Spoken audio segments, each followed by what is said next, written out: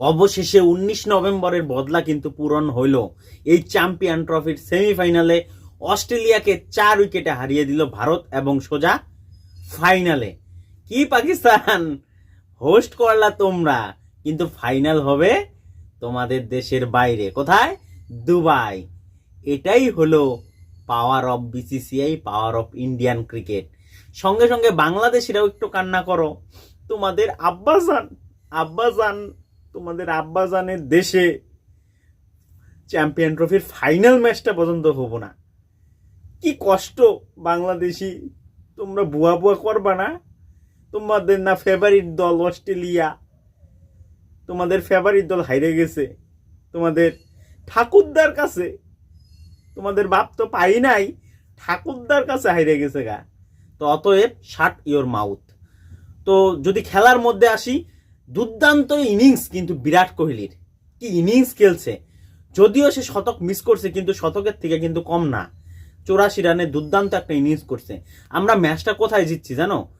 ওই যে শ্রেয়স আইয়ার আর বিরাট কোহলির যে দুর্দান্ত একটা পার্টনারশিপ হয়েছে না 91 রানের, রোহিত শর্মা আউট হওয়ার পরে, সেই পার্টনারশিপেই কিন্তু আমরা ম্যাচটা বাইর করে নিয়েছি। এবং দুর্দান্ত এই ম্যাচটা খেলার মধ্যে পরবর্তীতে কেএল রাহুল আর বিরাট কোহলির পার্টনারশিপ, এবং পরবর্তীতে কেএল রাহুল এবং হার্দিক পান্ডিয়ার পার্টনারশিপ, হার্ড হিটিং পান্ডিয়া দুর্দান্ত যে 3টা 6 মারছে না জ্যাম্পারে, ওই জায়গায় ম্যাচটার একেবারে পুরো বাইর করে দিছে।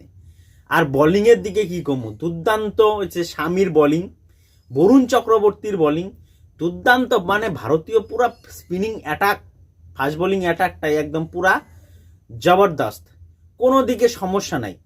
দুবাইয়ের বলে 166 রান 65 রান চেস হয় না, চেস করে দেখালো তো ভারত। তো অতএব ভারত ফাইনালে গিয়ে বসে আছে। রবিবারে হবে ফাইনাল।